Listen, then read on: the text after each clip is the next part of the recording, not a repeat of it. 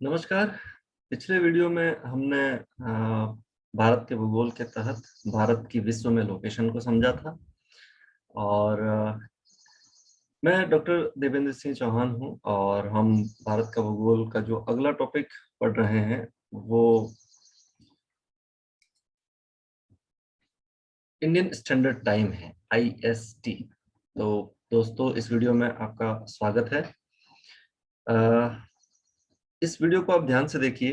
फिर वीडियो के लास्ट में आपके लिए कुछ सवाल हैं और देखने के बाद आप उसके आंसर दे पाएंगे।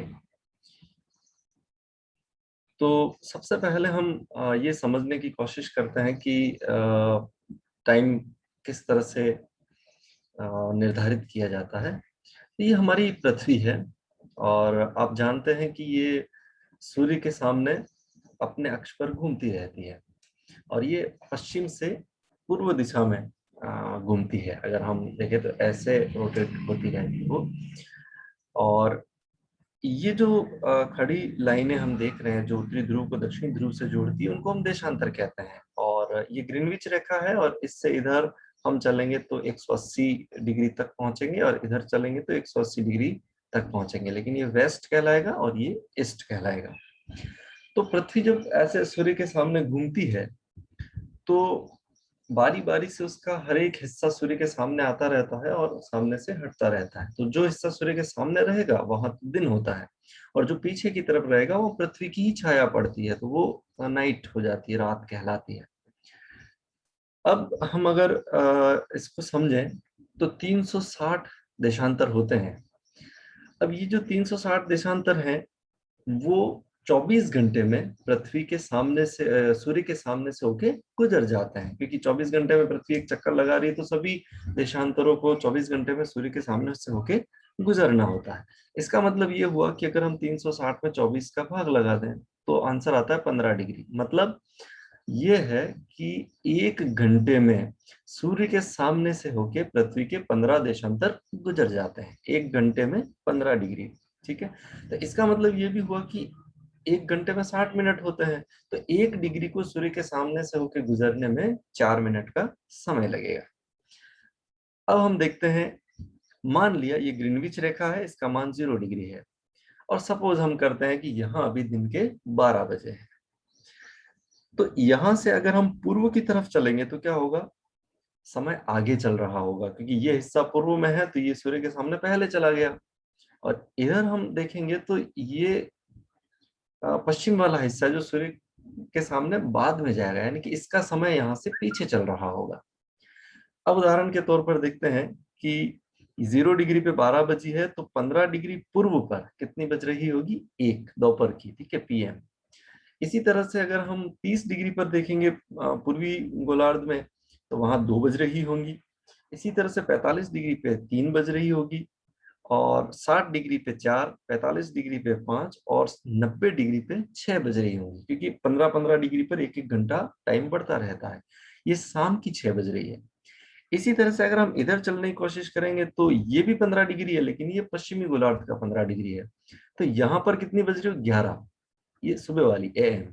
यहाँ 10, यहाँ 9, यहाँ 8, यहाँ 7 और यहाँ 6 बज रही होंगी, लेकिन वो 6 कौन सी है, सुबह वाली, मॉर्निंग वाली। इसी तरह से हम यहाँ से वापस 6 से आगे और चलेंगे, 7, 8, 9, 10, 11, 12 यहाँ बज रही होंगी, लेकिन वो 12 कौन सी होंगी, नाइट वाली, रात की 12 बज रही होंगी। इधर भी हम चलेंगे तो वहां ही पहुंचेंगे और वो भी रात की 12 बज रही होंगी। तो 180 डिग्री पर देशांतर पर रात की 12 बज रही है और ग्रीनविच पर दिन की 12 बज रही है। और फिर ये धीरे धीरे ऐसे रोटेट होता रहता है। अब मान लेते हैं कि ग्रीनविच पर अभी 2 बज रही है, तो यहाँ कितनी बज रही होंगी, 3, यहाँ 4, यहाँ 5, यहाँ 6, यहाँ 7, यहाँ 8 बज रही होगी। मान लेते हैं कि ग्रीनविच पर सुबह की 10 बज रही है, तो यहाँ 11 बज रही होगी, यहाँ दोपहर की 12, फिर 1, 2, 3, 4, ये इस तरह से हमेशा चलता रहता है। अब आप देखिए, इस पूरी व्यवस्था को हम मैप पर समझते हैं। अभी मैंने आपको समझाया कि 0 डिग्री पे मान लेते हैं कि 12 बज रही है, तो 15 डिग्री पर कितनी बज रही होगी, अभी मैंने आपको समझाया था 1 PM।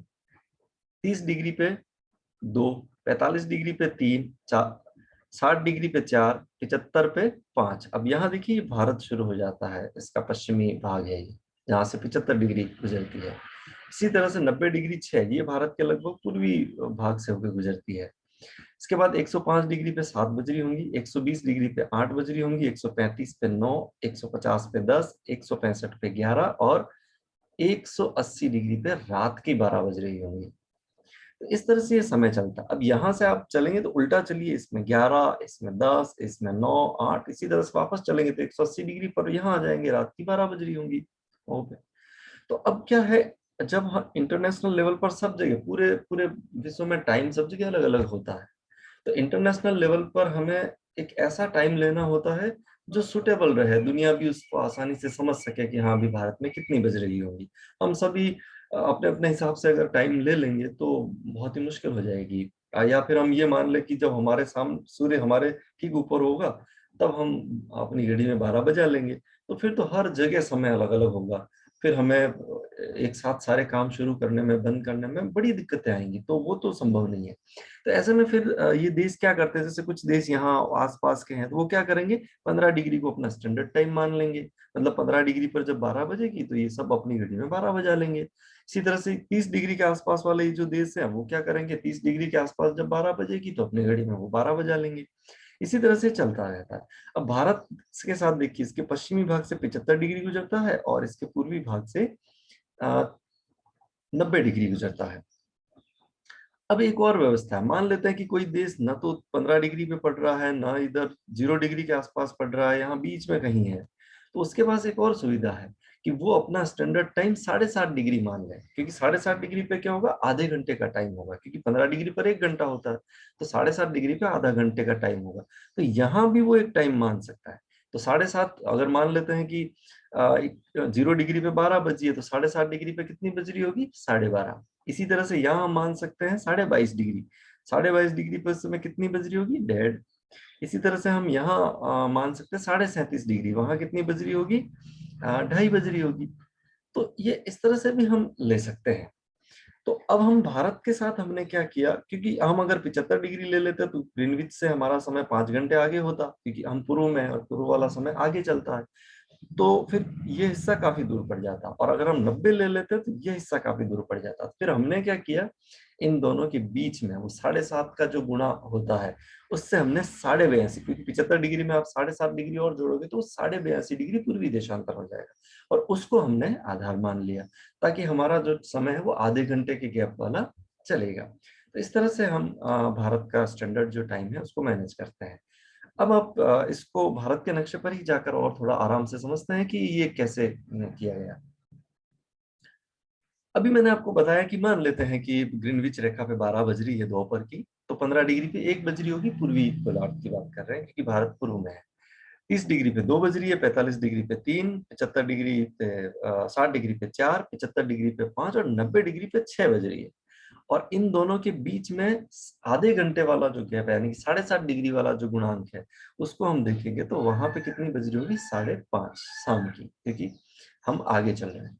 अब भारत के नक्शे में इसको समझिए क्या चीज है। ये भारत का नक्शा है, और मैंने जब अक्षांश और देशांतर भारत के पढ़े थे तब आपको बताया था कि भारत के इस देशांतर और इस देशांतर के बीच 29 डिग्री 18 मिनट का अंतर है। तो अगर हम मोटा मोटा इसको मान ले तो 30 डिग्री मान लेते हैं। अब पिछली स्लाइड को याद करिए, मैंने कहा था कि 15 डिग्री देशांतर को सूर्य के सामने होकर गुजरने में कितना समय लगता है, 1 घंटा। तो भारत तो यहां से यहां तक 30 डिग्री में फैला हुआ है। इसका मतलब ये हुआ कि भारत के इस छोर और इस छोर में 2 घंटे के समय का अंतर होगा। मतलब यहाँ पे पहले 2 घंटे पहले सूर्योदय होगा और यहाँ 2 घंटे बाद सूर्योदय होगा। मतलब यह है कि यहाँ 6 बजी है और हम ये मान लेते हैं कि भारत में सुबह सुबह हो गई, और हम कह दें कि हाँ चलो भाई अरुणाचल प्रदेश में सुबह 6 बजे, तो हम पूरे भारत में सुबह 6 बजे मान लेंगे। तो कैसे मानेंगे, गुजरात में तो 2 घंटे पीछे टाइम चल रहा है, मतलब सुबह की 4 बजी है। इसका उल्टा भी हो सकता है, चलो हम ये मान लें कि गुजरात में जब 6 बजेगी तब हम पूरे भारत में 6 बजाएंगे, तो यहाँ पर 8 बज चुकी है उस समय। तो बड़ी प्रॉब्लम है, हम ये तो नहीं कर सकते, ना अरुणाचल प्रदेश के टाइम से चल सकते हैं ना गुजरात के टाइम से चल सकते हैं। तो अब हम करें क्या, अब हम मान लेते हैं कि हम यहाँ 75 डिग्री वाला जो एक एक घंटे का टाइम गैप चलता है, 75 डिग्री वाला मान ले, तो उससे क्या होगा, हम भारत के लगभग पूर्वी हिस्से पश्चिमी हिस्से से गुजर जाएंगे। लेकिन ये जो हिस्सा है वो काफी दूर पड़ जाता है, लगभग 1.5 घंटे का अंतर यहाँ पर आ जाएगा। चलो फिर हमारे पास ऑप्शन था 1 घंटे के टाइम जोन में जाने के लिए, हम 90 डिग्री ले लेते हैं। 90 डिग्री लगभग यहाँ से गुजरेगी भारत के। और अगर हम ये टाइम कि यहाँ जब 6 बजेगी तो हम पूरे भारत में 6 बजा देंगे, या यहाँ 12 बजेगी तो हम पूरे भारत में 12 बजा देंगे, तो ये वाला जो गुजरात वाला हिस्सा है या पश्चिमी भारत जो, वो काफी दूर पड़ जाता है। 1.5 घंटे का लगभग समय अंतर आ जाएगा उसके अंदर। तो अब हमारे पास रास्ता क्या था, हमने 7.5 वाला गुणांक ले लिया। हमने 75 प्लस 7.5 यानी कि 82.5 डिग्री पूर्वी देशांतर को हमारा भारतीय मानक समय मान लिया। इसको हम कहते हैं इंडियन स्टैंडर्ड टाइम, भारतीय मानक समय, जो कि जीएमटी, ग्रीनविच मीन टाइम या ग्रीनविच माध्य समय से 5.5 घंटे आगे है। 5.5 घंटे क्यों आगे, इस तरह से देखिए, वहां 12 बज रही है तो यहाँ पे 5:30 बज रही होगी, इसलिए 5.5 घंटे आगे है। मतलब ये हुआ कि भारत में ग्रीनविच रेखा से 5.5 घंटे पहले सूर्योदय हो जाता है। अब ये जो लाइन है वो उत्तर प्रदेश, मध्य प्रदेश के इस पूर्वी छोर से, छत्तीसगढ़, ओडिशा के इस पश्चिमी भाग से और आंध्र प्रदेश से होकर गुजरती है, और आगे ये श्रीलंका के पास होकर गुजर जाती है। श्रीलंका का भी जो मेन टाइम है वो यही 82.5 डिग्री ही है, उसका भी और हमारे टाइम में कोई फर्क नहीं है, सेम चलता है वो। अच्छा, ये लाइन जो है वो उत्तर प्रदेश की इस प्रयागराज, जिसको हम पहले इलाहाबाद भी कहते थे, वहां से गुजरती है। साथ ही इसके आसपास नैनी और मिर्जापुर और ऐसी जगह भी यहाँ पर हैं। तो ये प्रयागराज जो है उसको आप थोड़ा ध्यान रखिए, कभी कंपटीशन एग्जाम में पूछा जाता है। और 82.5 डिग्री पूर्वी देशांतर भी पूछा जाता है। अब आप देखिए, हमने जब ये किया तो क्या फर्क पड़ा। अब आप देखिए लोकल टाइम क्या होगा। लोकल टाइम तो ये है कि यहाँ पे अगर सुबह की 6 बज रही है तो यहाँ पे 8 बज रही होंगी, सुबह की 4 बज रही होंगी। यहाँ पे सुबह की 10 बज रही है तो यहाँ सुबह की 8 बज रही होगी। यहाँ शाम की 4 बज रही है तो वहां शाम की 6 बज रही होगी। तो लोकल समय हर जगह अलग अलग होता है। तो अब हम समझते हैं कि जब यहाँ पे 12 बज रही होंगी, क्योंकि अभी ये मान के चलिए आपकी आपकी घड़ी में जितना भी बज रहा है वो लोकल टाइम कहाँ का है, प्रयागराज का है। वहां पे जितनी बज रही होंगी उतनी हमने ये मान लिया कि इधर भी उतनी बज रही है और उधर भी इतनी बज रही है। मतलब यहाँ 12 बज रही है तो यहाँ भी 12 बज रही है, हम मान लेते हैं, जबकि वहां एक्चुअल में 11 बज रही होंगी। इधर भी हमने मान लिया कि यहाँ भी 12 बज रही है पर वहां एक्चुअल में 1 बज रही होगी, क्योंकि 2 घंटे का गैप है दोनों के बीच। तो लोकल टाइम, सूर्य बिल्कुल जब इस प्रयागराज पे सीधा चमक रहा है तब हम मान लेते हैं कि वहां 12 बज रही है। और हमने यहाँ भी अपनी घड़ी में 12 बजा ली और हमने यहाँ भी अपनी घड़ी में 12 बजा ली। कारण उसका ये है कि हम भारत एक ही देश है और हमें सारे काम एक ही समय पर शुरू करने हैं। रेलें चलती है, हवाई जहाज चलते हैं, स्कूल खोलने हैं, ऑफिस खोलने हैं, कई सारे काम हमको एक साथ करने होते हैं। तो फिर हम सब अलग अलग टाइम से चलेंगे तो कैसे काम चलेगा हमारा। तो हमने ये किया कि प्रयागराज पे जब 12 बजेगी तो हम पूरे भारत में 12 मान लेंगे। और अभी जो हमारी घड़ी में जितना भी बज रहा है वो प्रयागराज का लोकल टाइम है। अब हम देखें स्टैंडर्ड टाइम पर क्या हुआ। अब यहाँ 12 बज रही है तो हम यहाँ भी 12 मान रहे हैं और हम यहाँ भी 12 मान रहे हैं। ये स्टैंडर्ड टाइम, तो स्टैंडर्ड टाइम पूरे भारत में एक जैसा होगा, जबकि लोकल टाइम तो हर जगह अलग अलग होगा। लेकिन ये जो स्टैंडर्ड टाइम है वो कहाँ का लोकल टाइम है, तो वो प्रयागराज का लोकल टाइम है। और उसी लोकल टाइम को हमने पूरे भारत में मान लिया है कि वहां पे पूरे भारत में उतनी बज रही है। ठीक है, तो इस तरह से ये भारत का जो टाइम जोन है उसको निर्धारित किया गया है। और इसी वजह से हम हमारे सारे काम एक फिक्स टाइम पर कर पाते हैं। हालांकि थोड़ी सी दिक्कत समय के साथ अरुणाचल प्रदेश जैसी 7 सिस्टर वाले स्टेट हैं, ये जो गुजरात वाले, इनको दिक्कत होती है। अब जैसे अरुणाचल प्रदेश में कोई जाएगा तो शाम को 4 बजे के बाद ही अंधेरा होने लग जाता है और सुबह 4:30-5 बजे ही उजाला होना शुरू हो जाता है। लेकिन लोकल इंसान वहाँ उस रंग में ढल जाते हैं तो फिर उनको कोई दिक्कत नहीं होती है। जो नए लोग आ जाते हैं उनको थोड़ी वहाँ पे दिक्कत जरूर होती है, पर हमें कहीं ना कहीं कोई समझौता तो करना ही है, तो ये हमने किया। चलिए, अब इतना समझने के बाद हम कुछ प्रश्न आपसे पूछते हैं कि आपने कितना समझा इस वीडियो में। तो आपके लिए सबसे पहला प्रश्न है, 1 घंटे में पृथ्वी के कितने देशांतर सूर्य के सामने से होके गुजर जाते हैं। दूसरा है, 1 डिग्री देशांतर को सूर्य के सामने से होकर गुजरने में कितने मिनट लगते हैं। अगला सवाल है, भारत के किस देशांतर को भारतीय मानक समय माना है?